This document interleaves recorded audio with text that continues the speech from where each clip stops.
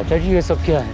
कुंदन, आखिरी बार कह रहा हूं, तुम लोग ये ठीक नहीं कर रहे हो।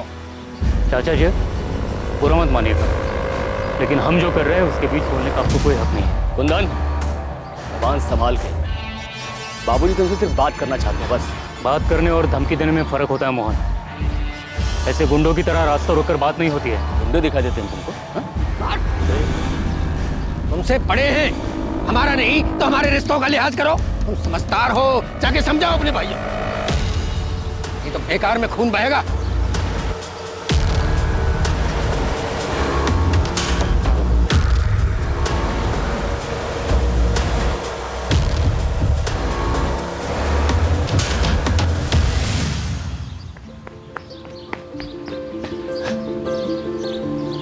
मैं फर्स्ट।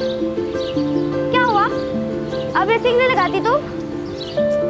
शर्म आती है ना? मैं रेस लगाऊंगी तो तुम हार जाओगी ना। माँ! रुक! अरे काजल, आराम से बेटा, क्या कर रहे हो? ताई जी देखो ना, पायल दीदी ने मुझे मारा। तुम लोग का ना रोज चलता है। पायल, क्यों मारा काजल को? मारा कहाँ? टपकी नहीं माँ। अरे तुम दोनों छोड़ूंगी नहीं। लो काजल, बड़ी बहन को नहीं मारते। आप ना बस पायल दीदी को ही प्यार करती हो। मुझे तो सिर्फ किरण दीदी प्यार करती थी, और उनको तो आपने शादी करवा के ससुराल भेज दिया। तो तुझे भी ससुराल भेज दे दीदी। अरे तुम दोनों लड़ना बंद करो। माँ,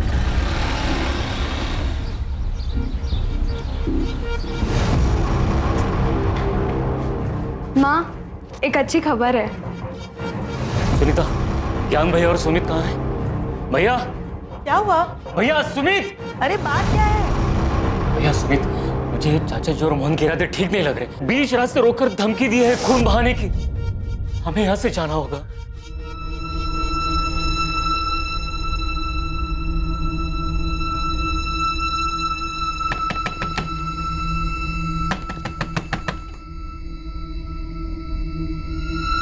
पापा, टैक्सी ले आया।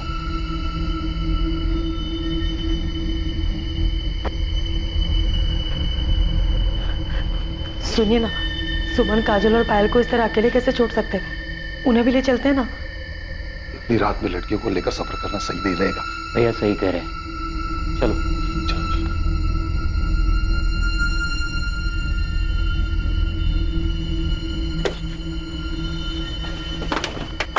चलो जल्दी चलो, जल्दी बेटा। बेटा अपना ध्यान रखना, और काजल और पायल का भी। किसी भी अनजान आदमी के लिए दरवाजा मत खोलना। हम जल्दी तुम लोगों को भी वहां बुला लेंगे।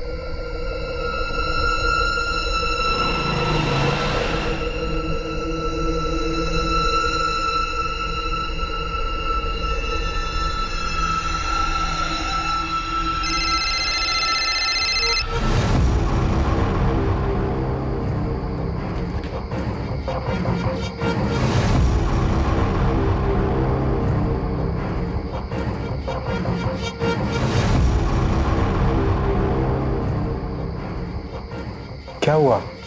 कुछ नहीं, घर पे कोई फोन नहीं उठा रहा है। काम में होंगे, ज्यादा परेशान मत हो। चलो खाना लगा दो।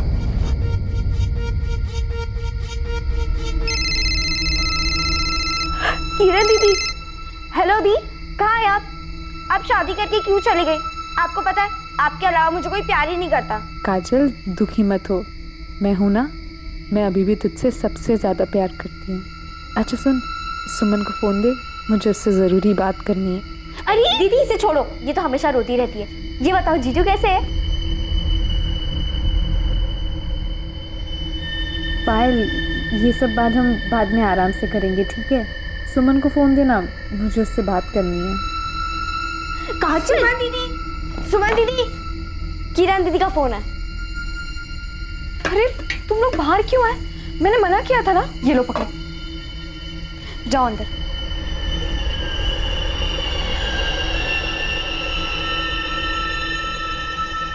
हेलो। हाँ दीदी। तू बोल, फोन क्यों नहीं उठा रही थी? कब से फोन कर रही थी मैं? वो दीदी सब निकल रहे थे तो मैंने सोचा आपको आराम से कॉल करती हूँ, पर फिर काम में लग गई। अच्छा सुन, तूने दरवाज़ा तो ठीक से बंद किया है ना? हाँ दीदी, लेकिन मुझे लोगों का डर लग रहा है। कुंदन चाचा ठीक कह रहे थे, मोहन चाचा और दादाजी का तो कोई ठिकाना नहीं है। मुझे बहुत डर लग रहा है, तुम लोग अकेले हो। आप चिंता मत करो। बहू, खाना परोस दिया और हो गया। अरे भाई रोटी लेके आओ। अच्छा सुन, माँ जी बुला रही है, कुछ हुआ तो मुझे फोन करना, ठीक है?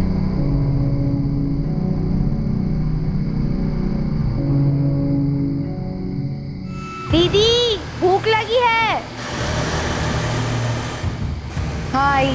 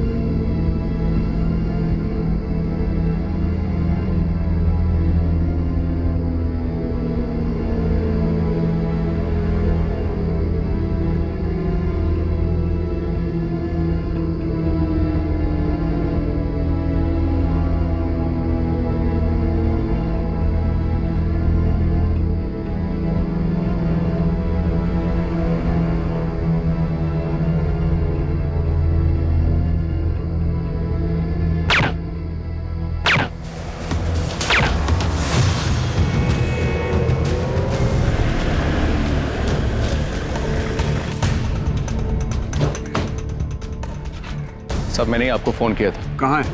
इधर, इस घर। तब दरवाजा अंदर से बंद है, उधर खिड़की की तरफ।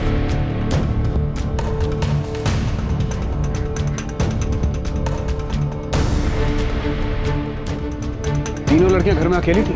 घर वाले कहाँ हैं? नहीं, शादी में गए। फोन कर दिया, बस आ ही रहे। अग्रवाल, दरवाजा खुलवाओ, ना खुले तो तोड़ दो और तुरंत फॉरेंसिक वालों को भी बुलाओ।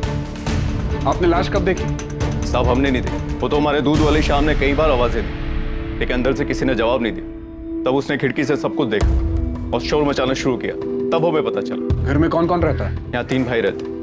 बड़ा भाई ज्ञान चौहान, उसकी एक बेटी है किरण, जिसकी शादी हो चुकी है। दूसरा भाई कुंदन, उसकी पत्नी है सुनीता। एक बेटा है प्रकाश और एक बेटी है सुमन। यानी जगह सबसे छोटा भाई सुमित और पत्नी गंगा, जिसकी 2 बेटियां रहती, काजल और पायल। साहब इनके साथ बहुत बुरा। इन बच्चों को कोई कैसे मार सकता है? सर,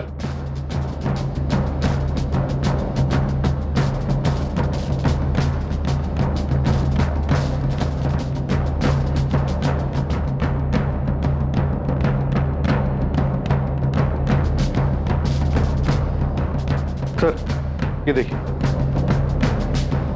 ताजुब है, किसी ने गोली चलने की आवाज तक नहीं सुनी। ये तो जिंदा है। एम्बुलेंस कहाँ है? कॉल कर दिया सर, रास्ते में आती होगी। ये सब तुम्हारी बेवकूफी की वजह से हुआ। कहा था जोश में होश मत खोना। अरे तो क्या करता बाबूजी, हाथ में हाथ रख के बैठा रहता। अरे हमारे सामने हमारे बाप दादा का नाम इज्जत सब मिट्टी में मिला रहे थे। अब कुछ तो करना ही था ना। बस कुछ करने के चक्कर में अपना घर, अपना गांव, ये सब छोड़ करके छुपके भागना पड़ रहा है। मुझे तुम्हारी बातों में आना ही नहीं चाहिए। तो शायद ये लड़की हमें कातिलों तक पहुंचा सके। बस ये मनाओ कि बच जाए। समझ में नहीं आ रहा तीनों लड़कियों को मारने की क्या वजह हो सकती है। काजल और पायल, वो दोनों काजल पायल छोड़ूंगा मैं नहीं, उनको काट के रख दूंगा। क्या हो गया? सुमित, सुमित, सुमित, क्या कर रहे हो? छोड़ो भैया, उनके किए की सजा मिलनी चाहिए। छोड़ो मुझे। मेरी बात सुमित। ये किसके बारे में बात कर रहे हैं? वो गजेंद्र सिंह चौहान और उसके बेटे मोहन के बारे में।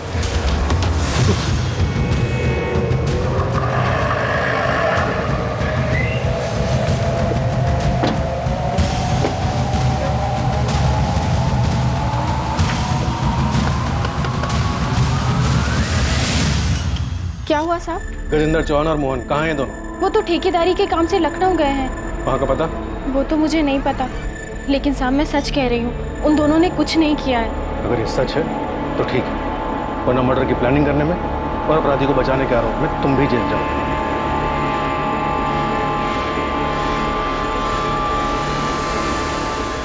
साले हमारी बच्चियों को मार के भाग गए सर। ये गजेंद्र की क्या दुश्मनी है आपसे? गजेंद्र चाचा और पिताजी के बीच में बंटवारा बहुत पहले हो चुका था, लेकिन अब वो हमारी ये जमीन भी लेना चाहते हैं। जब बंटवारा हो चुका था तो वो आपकी जमीन पर हक कैसे जमा रहे? घटिया लोग हैं सर। कहते हैं खानदानी जमीन है, खानदान में ही रहनी चाहिए। हमारे घर में 4 लड़कियां और 1 लड़का है। ज्ञान भैया की बेटी किरण की शादी के समय हमने अपनी जमीन का 1 टुकड़ा बेचा था। गजेंद्र चाचा जी चाहते थे घर की जमीन है तो वो हम उन्हें बेचे, पर वो बहुत कम दाम दे रहे थे, तो हमने वो जमीन किसी और को बेच दी। बस यहीं से वो लोग दुश्मनी पाल कर बैठ गए। साहब, घर की औरतों को भी नहीं छोड़ा उन लोगों ने। मना किया था हमने, जमीन मत बेचो, लेकिन ये लोग सुनने से रहे। चाची हमें पैसों की जरूरत थी। अरे तो हम कौन सा जमीन भीख के मांग रहे थे? पैसे दे रहे थे ना। हाँ तो तुमको आधे दाम में जमीन बेच देते हैं। तुम्हारे बाप के हर काम में बाबूजी ने साथ दिया, उसका क्या? अब तुम लोग की पढ़ाई के लिए तुम्हारा बाप आया था रोटे गिराते हुए हमारे पास। फालतू की बात मत कर। मैं फालतू की बात कर रहा हूँ। चाचा जी रोके ना इन्हें। ये लोग क्या कर रहे हैं? आप लोग जानते हैं आप लोगों की मांग कर रहे थे। इस तरह मार पीट करके क्या मिलेगा? चाचा जी रोके ना इन्हें। चाचा जी मोहन छोड़, मोहन छोड़। आपने पुलिस कंप्लेंट क्यों नहीं की थी साहब, अग्रवाल सबको पता है। गजेंद्र चौहान और उसके बेटे नहीं किया ये सब? हाँ साहब, गुड्डे लेके घुस गए और घर की औरतों के साथ भी धक्का मुक्की की। हमें बहुत डर लग रहा है, कमीने लोग हैं, वो किसी भी हद तक गिर सकते हैं। साहब हम सच करें, हमने कुछ नहीं किया है। बहुत चर्बी चढ़ी ना तुम दोनों को। लोगों के घर में घुसते हो, मारपीट करते हो, औरतों के साथ धक्का मुक्की करते हो, और तुम लोगों को लगा तुम्हें कोई कुछ नहीं बोलेगा। हाँ छोड़ो ये। ये सब किरण की शादी के तुरंत बाद हुआ था, करीब 1 महीने पहले। उसके कुछ दिनों के बाद दोनों बेल पे बाहर आ गए। उसके बाद उन्होंने कुछ किया? नहीं साहब, वो लोग काफी दिन तक चुप थे। हमें लगा मामला संभल गया, लेकिन फिर परसों हमने अपनी जमीन का 1 और टुकड़ा बेचा था। उन लोगों को भनक लग गई तो कल मुझे रास्ते में उन्होंने धमकी दी थी। तुम समझदार हो, जाके समझाओ अपने भाइयों को, नहीं तो बेकार में खून बहेगा। फिर ऐसी हालत में आप शादी में कैसे चले गए? शादी में नहीं गए थे साहब, वो तो हमने पड़ोसियों को ऐसे ही बताया था।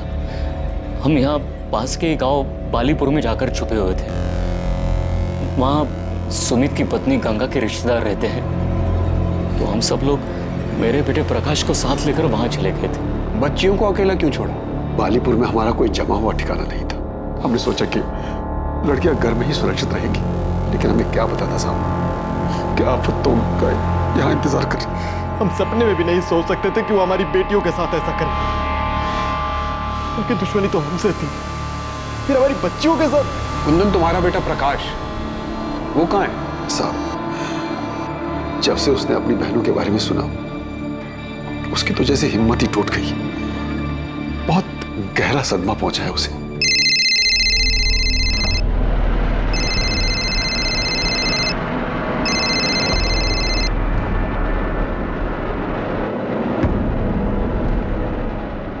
अरे प्रकाश, खाना तो खाकर जा बेटा। अरे नहीं माँ, मैं बाहर खा लूंगा। अरे थोड़ा तो खा।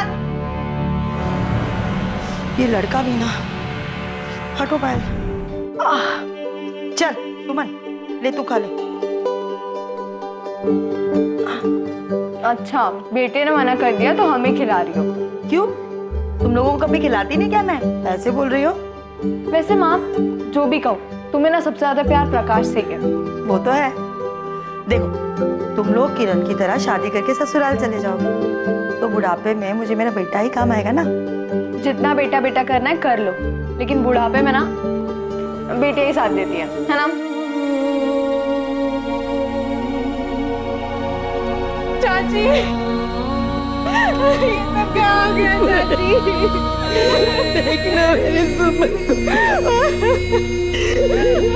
मेरे बच्ची को क्या हो गया? सर, गजेंद्र के बहू माला का कहना है कि गजेंद्र और मोहन ठेकेदारी के काम से लखनऊ के पास गए हुए। मैं दोनों के फोन ट्राई कर रहा हूँ, लेकिन वो स्विच ऑफ है। उनकी लास्ट लोकेशन ट्रैक करो, पता करो वो कहाँ की थी। सर, सुमन के घर से मिला है।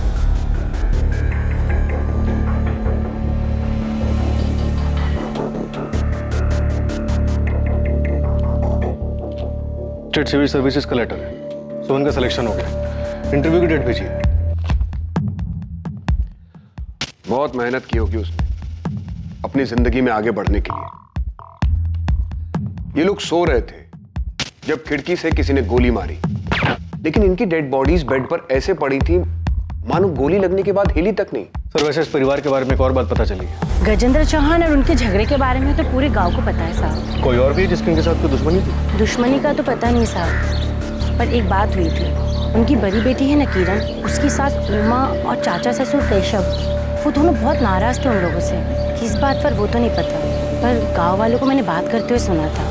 लेकिन सुमन के परिवार वालों ने तो ऐसी किसी अनबन का जिक्र नहीं किया। सर वो उनकी बेटी किरण के ससुराल वाले, उन्हें लगा होगा अगर पुलिस के सामने ऐसी कोई बात बताएंगे तो किरण के ससुराल वाले बुरा मान सकते और किरण किसी मुसीबत में पड़ सकती। हाँ, लेकिन उनके घर की 3 बेटियां एक ही रात में बेरहमी से मारी गई। ऐसे में उन्हें हमें हर छोटी से छोटी बात, हर शक के बारे में बताना चाहिए था।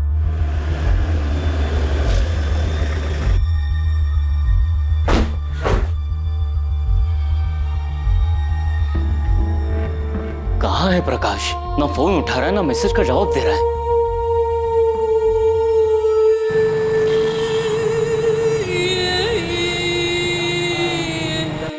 आप लोगों ने बताया नहीं कि आपकी बेटी सुमन ने यूपी स्टेट सिविल सर्विस का एग्जाम पास किया?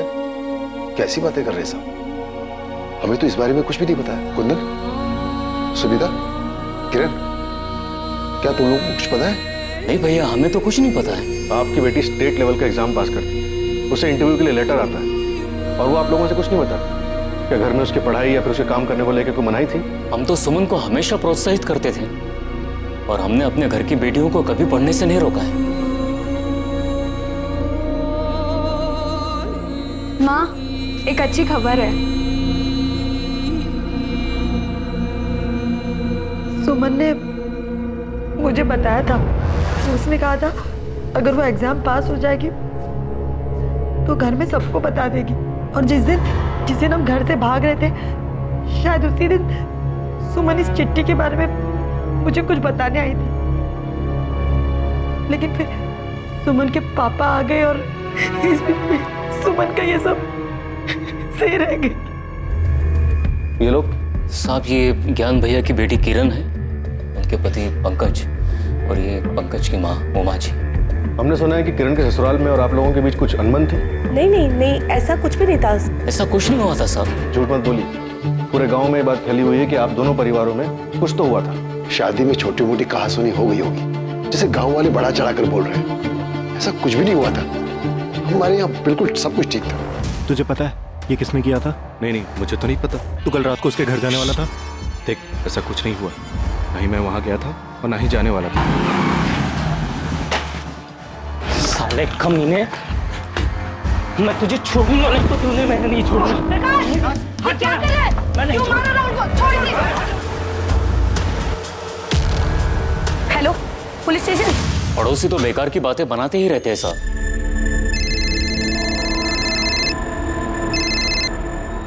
हेलो सर, मैंने कुछ नहीं किया है। सर, ये साला झूठ बोल रहा है। नहीं मार कर रहा है। क्या ये सब? हमें कुछ नहीं पता सर, हम तो बस इतना जानते हैं काजल और पायल मयूर मैडम गांव में ट्यूशन पढ़ने जाते हैं, शाहीपुर गांव। सर राहुल मेरा बेटा है, लेकिन मुझे नहीं पता कि प्रकाश को क्या हुआ है। सर, इसकी कोई गलती नहीं, प्लीज इसे जाने दीजिए। सर, ये दोनों माँ बेटे झूठ बोल रहे हैं। ये साला मेरी बहन पायल के पीछे पड़ा हुआ था और जब उसने इसे मना कर दिया तो इसने उसे मार डाला।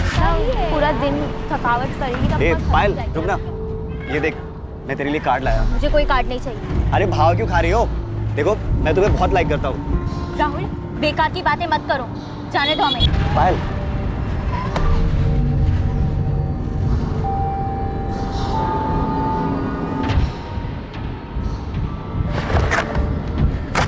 प्रकाश, ये पहली और आखिरी बार था, इसलिए तुझे छोड़ रहा हूं। आज के बाद अगर पायल के आसपास भी दिखाई दिया ना, जान से मारता हूं तुझे। सर ये झूठ बोल रहा है, मैंने कुछ नहीं किया है। साले झूठे। तुम ऐसे नहीं सुधरोगे, लेके जाओ लॉकअप में। अरे जा।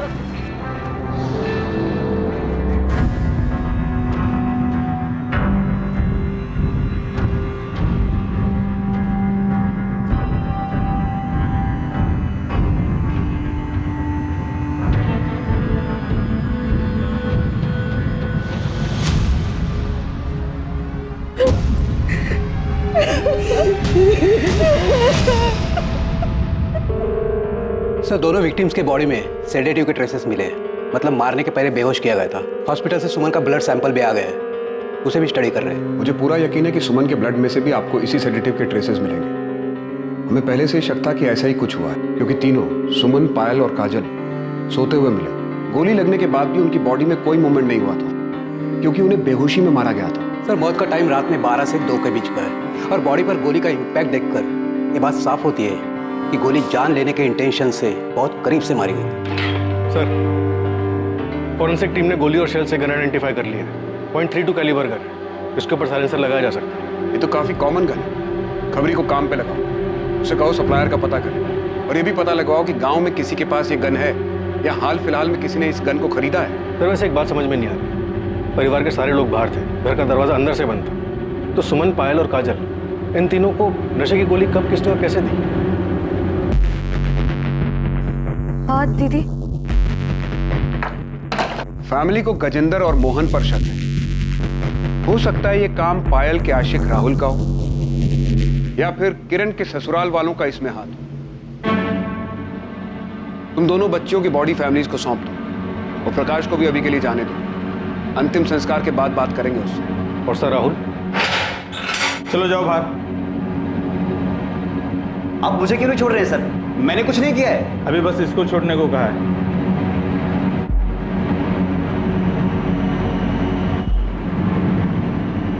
सुमन, कहीं जाने की जरूरत नहीं। क्यों? मैं क्लासेस जा रही हूँ। कहा ना कहीं नहीं जाना। प्रकाश, ये अचानक क्या हो गया तुझे? बस माँ, बहुत पढ़ लिया इन लोगों ने, अब घर की बेटियां घर में ही रहेंगी। क्या बोल रहा है तू? क्या हो गया? बाहर लड़के छेड़ते हैं इन्हें। आप लोग क्या चाहते हैं, हमारी और बेइज्जती हो? बेइज्जती इनकी वजह से नहीं, तेरी वजह से हो रही है। खुद पढ़ाई लिखाई छोड़कर बैठ गया है और जो पढ़ रहे हैं उनके पीछे पड़ा हुआ है। इन्हें कोई कुछ बोलेगा तो मैं देख लूंगा। आपकी बेटियों को छेड़ते हैं बाहर लड़के। प्रकाश, तू अपने काम से काम रख। घर के मामले में बोलने के लिए घर के बड़े जिंदा है अभी, समझा तू? सुमन, तुम जाओ पढ़ने, तुम्हें कोई नहीं रोकेगा।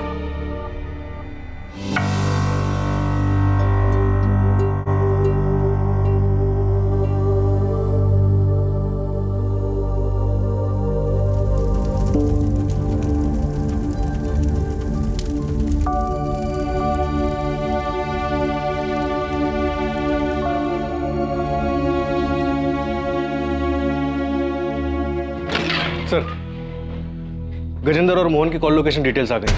ये दोनों कल सुबह तक यहीं सूलीगंज में थे और सुबह 6 बजे के बाद से इन दोनों का फोन स्विच ऑफ जा रहा है। तो माला झूठ बोल रही है। माला का फोन सर्वेलेंस पे डालो।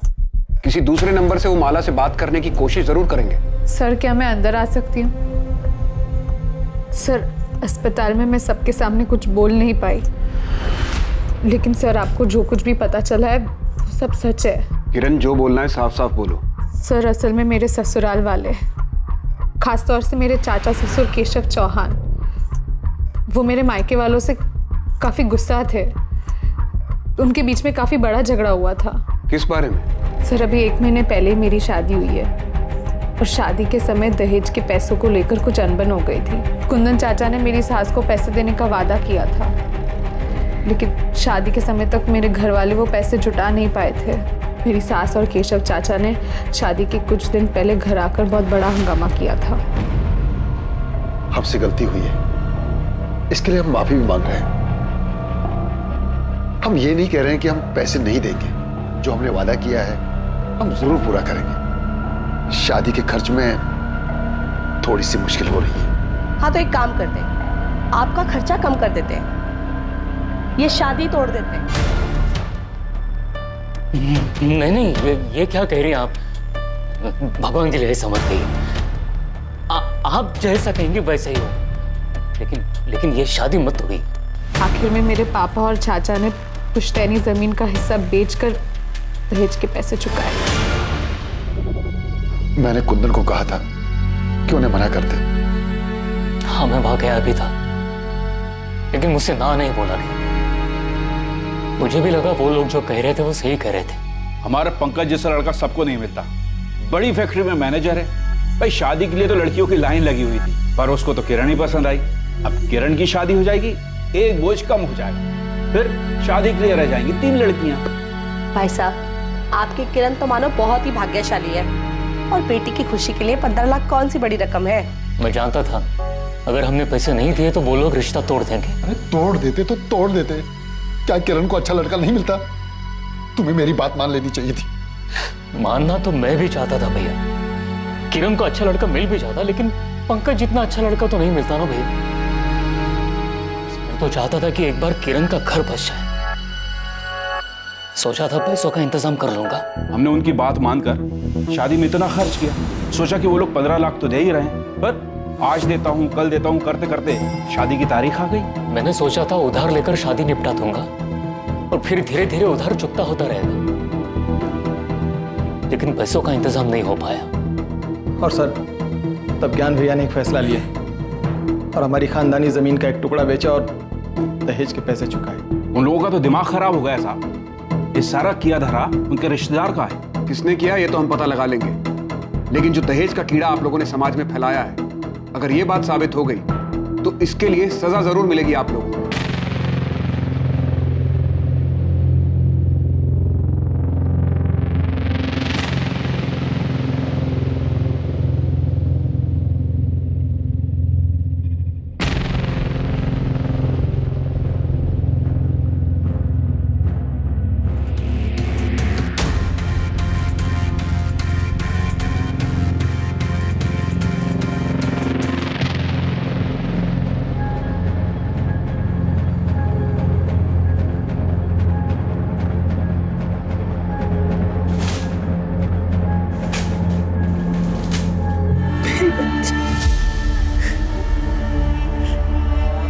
ऐसे कैसे उन लोगों ने दुश्मनी निकाली? सुमन ठीक हो जाएगी, भगवान पर भरोसा रखो। सर, वीरेंद्र और मोहन के फोन अभी भी बंद आ रहे हैं, लेकिन माला के पिछले 72 घंटों के कॉल लॉग्स में 2 अलग अलग लैंडलाइन नंबर से कॉल्स आए, जिसपे एक नंबर पे 7 मिनट और एक नंबर पे 10 मिनट बाद भी हुई। ये माला तो कुछ बोलेगी नहीं और हम उसे अरेस्ट भी नहीं कर सकते। एक काम करो, कांस्टेबल से बोलो कि उस पर नजर रखे और एक गजेंद्र और मोहन के बारे में पता करो कि इनका कोई साथी या रिश्तेदार रहता है क्या कानपुर या उन्नाव में। शायद ये लोग वहां छुपे। Okay sir. गन सप्लायर से कोई लीड मिली? पता चला कि गन किसने बेची थी यहाँ सूलीगंज में? अभी तक तो नहीं, लेकिन हम पता कर रहे हैं सर। ये केशव, उमा और पंकज तीनों के कॉल डिटेल्स निकलवाओ और राहुल के भी, शायद कोई लीड मिल जाए। और राहुल का दोस्त कपिल, उससे कोई बात हुई? उसे बुलाया सर, आता ही होगा। कपिल सच बोलो, क्या राहुल का कोई हाथ है इस सब में? राहुल ऐसा नहीं कर सकता सर। राहुल पायल का पीछा करता था ना, और कई बार तुम भी होते थे राहुल के साथ। कहीं खून की प्लानिंग में राहुल के साथ तुम भी तो शामिल नहीं थे? मैंने ऐसा कुछ नहीं किया सर। सर, एक बात सच है कि राहुल पायल को बहुत पसंद करता था और वो उसके पीछे पड़ा हुआ था कि वो उसकी बात मानकर उसकी गर्लफ्रेंड बन जाए। देखो तुम यहाँ से चले जाओ, किसी ने देख लिया तो मेरा घर से निकलना भी बंद हो जाएगा। मैं चला जाऊंगा, लेकिन तू भी मुझे बोल दे कि तू भी मुझे प्यार करती है। प्लीज जाओ यहाँ से, किसी ने देख लिया तो हंगामा हो जाएगा। पायल, देखो तुम यहाँ से चले जाओ।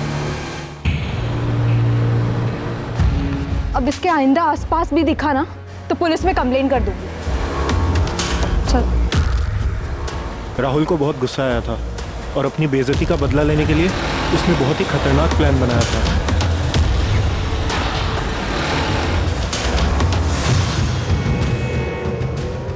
अभी ना सिर्फ पानी फेंका है, अगली बार सच में से फेंकूंगा। प्यार करता हूं तुझसे, समझ नहीं आता तुझे? दिमाग खराब हो गया तुम लोगों का? सिर्फ इसलिए कि एक लड़की ने मना कर दिया तुम ऐसे फेंकने चले गए? सर, वो पानी तो था सर। पानी तो था, लेकिन एक लड़की को डराने के लिए काफी था कि अगर वो उसकी बात नहीं मानेगी तो उसके ऊपर एसिड भी फेंका जा सकता है। कभी सोचा क्या गुजरती होगी उन लड़कियों का? बस चल पड़े दोस्ती निभाने के लिए। ये नहीं सोचा कि किस ट्रॉमा से गुजरेगी वो लड़की। और क्या हुआ था? बस सर, और कुछ ही नहीं। कपिल, मैं तुम्हें पायल को हैरेस करने के जुर्म में लॉकअप में डाल सकता हूँ, तो सच बोल दो। सर, वो उस रात राहुल पायल के घर जाने वाला था सर। तो सच में पायल के घर जा रहा है? हाँ, मैंने सुना है कि प्रकाश उस टैक्सी वालों को बोल रहा था कि आज पूरा परिवार शादी में जा रहा है।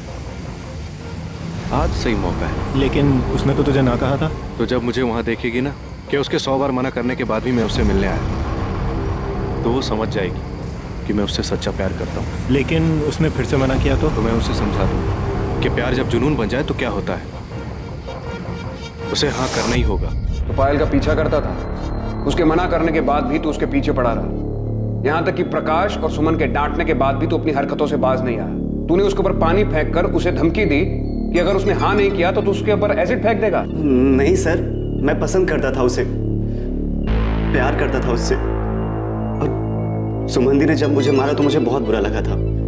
इसीलिए मैंने पायल को धमकी दी थी। जिस दिन पायल का मर्डर हुआ तो उसके घर गया था ना? तो क्या हुआ था वहां? तू वहां पहुंचा, पायल को प्रपोज किया, पायल ने फिर मना किया, तुझे गुस्सा आ गया। इतनी बेइज्जती और इनकार के बाद तूने पहले तीनों बहनों के खाने में नशे की दवा मिलाई और फिर आधी रात को वापस आकर उन्हें मार दिया। ऐसा कुछ नहीं हुआ था, मैं तो वहां गया भी नहीं था। राहुल झूठ मत बोल। सर मैं सच कह रहा हूं, मैंने वहां जाने का सोचा था, लेकिन पापा घर में थे इसलिए मैं घर से बाहर निकल नहीं पाया। सर आप चाहें तो मेरे घर वालों से पूछ सकते हैं। सर मैंने राहुल के पेरेंट्स से बात की, उनका कहना है कि राहुल उस रात घर पे था। माँ बाप हैं, अपने बेटे को बचाने के लिए सच झूठ कुछ भी बोलेंगे। कॉल रिकॉर्ड्स आ जाएं एक बार राहुल के, पता चल जाएगा कौन कितना सच बोल रहा है। तुमने सुमन के परिवार के बारे में पता किया? उस रात वो बालीपुर में कहाँ थे? हाँ सर, अपने रिश्तेदार के घर में ही रुके थे। सुनीता और गंगा रिश्तेदार के घर में, ज्ञान और सुमित पड़ोसियों के यहाँ, और प्रकाश और कुंदन खलियान में। सर आपको वाकई में इस राहुल पर शक है? अक्सर इस उम्र के लड़के प्यार और ऑब्सेशन के नाम पर सही और गलत में फर्क नहीं कर पाते। पायल का इनकार राहुल बर्दाश्त नहीं कर पाया होगा और बदले में उसने पायल को मार दिया होगा। राहुल को सुमन पर गुस्सा तो था ही, क्योंकि सुमन ने उसे थप्पड़ जो मारा था, और वो काजल, वो कोलेटरल डैमेज होगी। पूरे चांसेस हैं कि राहुल ने किया ये, लेकिन अभी श्योरिटी के साथ कुछ नहीं कह सकते। हेलो, ठीक है हम अभी आ रहे हैं। सुमित का फोन है, सुमन को होश आ गया, चलो।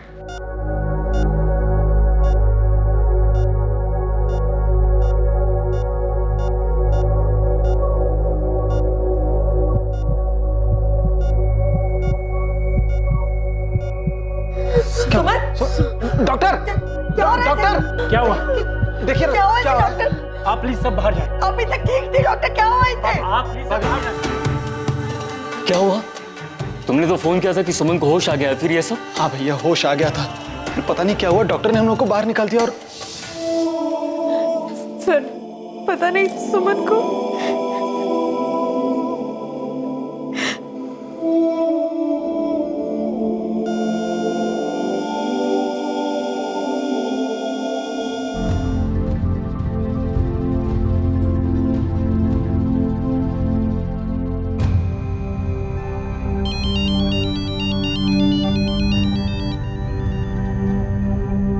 हेलो,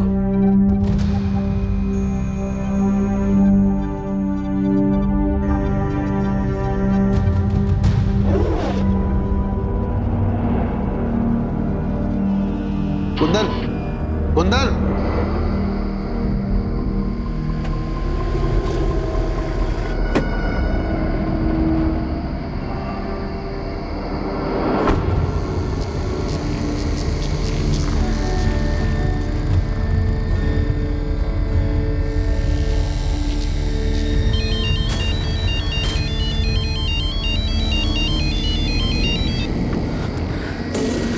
हाँ भैया। कहाँ हो कुंदन? भैया निसोली। वहाँ क्या कर रहे हो? बदला लेने आए हो भैया, छोड़ू ना इन कमीनों को। किससे? किसकी बात कर रहे हो? कुंदन, कुंदन, कुंदन, हेलो, हेलो, क्या हुआ? सर पूरे परिवार के फोन लोकेशन डिटेल्स और कॉल रिकॉर्ड्स आ चुके हैं। देखो शायद उसमें कोई लीड मिल जाए। क्या हुआ, आप लोग इतने घबराए हुए क्यों हैं? मैं कुंदन से फोन पे बात कर रहा था, एक चीख सुनाई दी, लगता है किसी ने उस पर हमला किया। उसने फोन भी नहीं उठाया। उसने कुछ बताया? कहाँ है वो? साहब उसने बताया कि निसोली गांव में है, कुछ बदले की बात कर रहा था। निसोली में कौन है? निसोली में हमारे दादाजी का घर है, जो बहुत दिनों से बंद पड़ा है। आपके दादाजी मतलब गजेंद्र के पिताजी का? जी सर। कब तक ऐसे अलग अलग जगह छुपते फिरेंगे? बस कुछ और दिन बाबूजी, अब तो सुमन ही नहीं रही।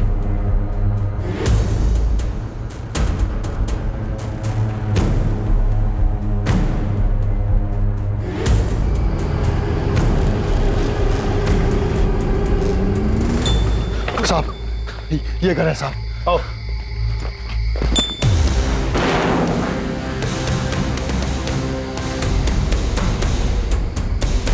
कुंदन का है। कुंदन हमें नहीं पता, हमें नहीं पता कहाँ है।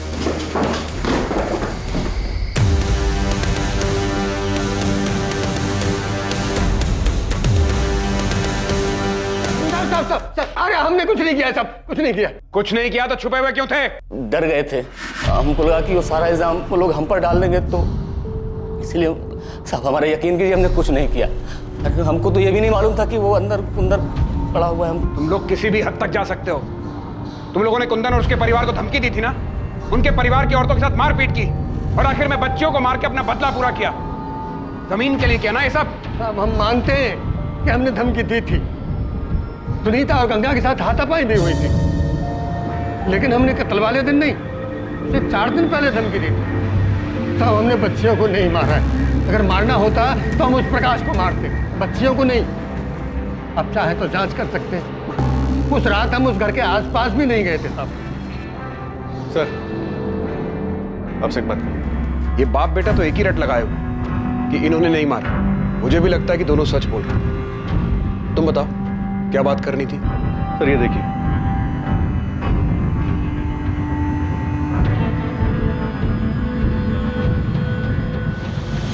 बहुत घुमा लिया।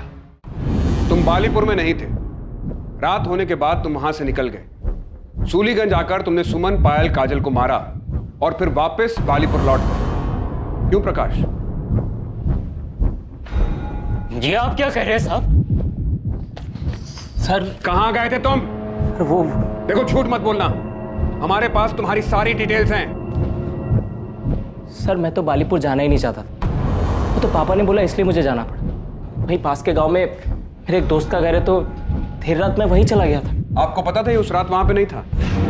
ये तो आपके पास ही सोया था ना। मेरा बेटा ऐसा नहीं कर सकता। तो फिर कौन कर सकता है कुंदन? तुमने गजेंद्र और मोहन का नाम दिया, हमने उन्हें तोड़ा, लेकिन कुछ हाथ नहीं लगा। उसके बाद राहुल का नाम सामने आया, वहां से भी हम खाली हाथ लौटे। उसके बाद तुम्हें कॉल आता है ये खबर देने के लिए कि गजेंद्र और मोहन कहां छिपे हैं, और तुम क्या करते हो? ये बात तुम अपने भाई ज्ञान को नहीं बताते, पुलिस के पास नहीं आते, सीधा वहां जाकर अगवा हो जाते। हम जानते हैं तुम्हारे बेटे प्रकाश ने कुछ नहीं किया। वो उस रात सूलीगंज नहीं आया था, वो वहीं बालीपुर के पास के गांव में गया था। लेकिन उस रात तुम यहां आए थे। ये रही तुम्हारी फोन की लोकेशन डिटेल्स।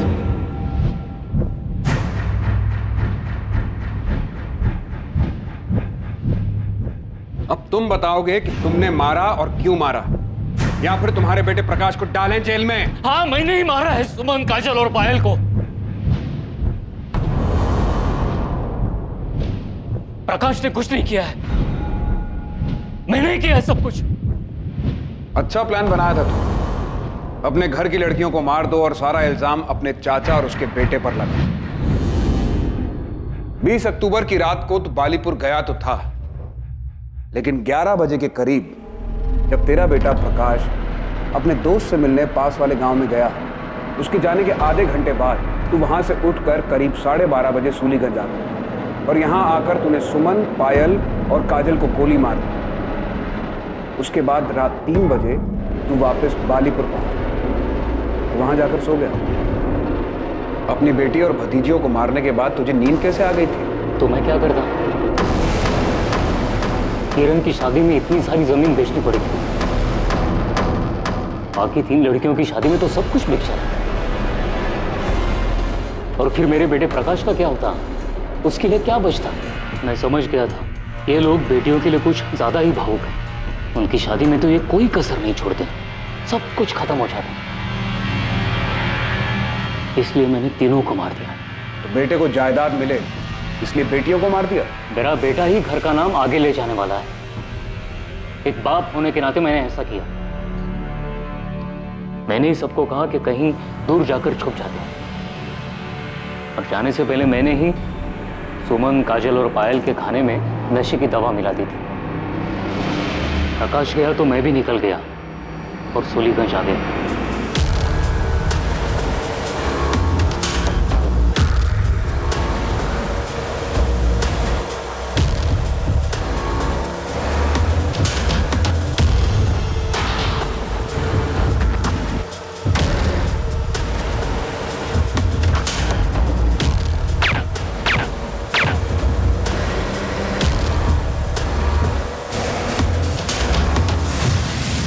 गन कहां से मिली तुम्हें? वो मेरा एक पुराना दोस्त है, उससे ही साइलेंसर वाली गन ली थी। और अब कहां है गन? वो गन मैंने गांव के पास वाले नाले में उसी रात फेंक दी थी। और तुम गजेंद्र और मोहन के पास कैसे पहुंचे? वही जो दोस्त थे, मैंने उससे ही कहा था उनका पता करने के लिए। मैंने उसे कहा था गजेंद्र और उसके बेटे से बदला लेना है, क्योंकि उसने मेरी बच्चियों का खून किया है।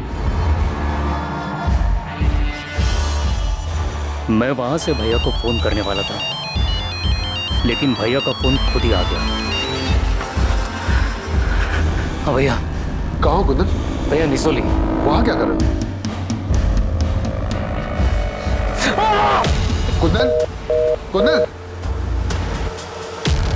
मैंने ही आवाज निकालकर फोन कट कर दिया और वहीं से एक पत्थर उठाकर उससे अपना सर फोड़ दिया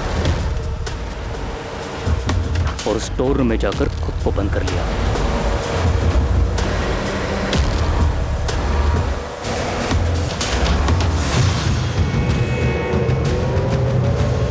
सुमन को इतनी बड़ी जॉब मिली थी, वो सिर्फ तुम्हारा ही नहीं, तुम्हारे पूरे परिवार का नसीब बदलने वाली थी, और बदले में उसके अपने पिता ने उसकी जान ले ली। बहुत अच्छा इनाम दिया उसे।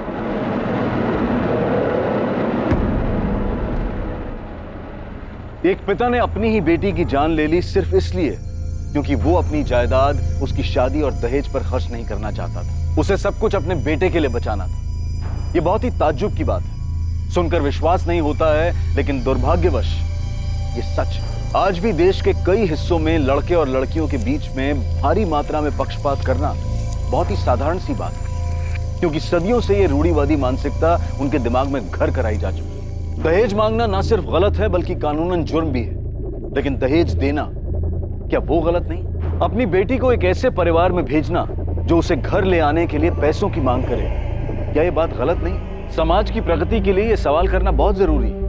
ये समझना बहुत जरूरी है कि लड़की के दहेज पर नहीं बल्कि उसकी पढ़ाई पर खर्च किया जाए, उसे जिंदगी में आगे बढ़ने का मौका दिया जाए। ऐसा करने से ना सिर्फ लड़कियां सशक्त होंगी बल्कि बड़े होकर अपने परिवार का ख्याल भी रख पाएंगी। मुद्दा ये नहीं है कि लड़के लड़कियों से बेहतर हैं या फिर लड़कियां लड़कों से। मुद्दा सिर्फ दोनों के बीच में पक्षपात को रोकने का है, दोनों को समान अवसर देने का है। क्राइम और आपके बीच में सिर्फ इतना फर्क है कि आप कितने सतर्क हैं। सतर्क रहें, सुरक्षित रहें। जय हिंद।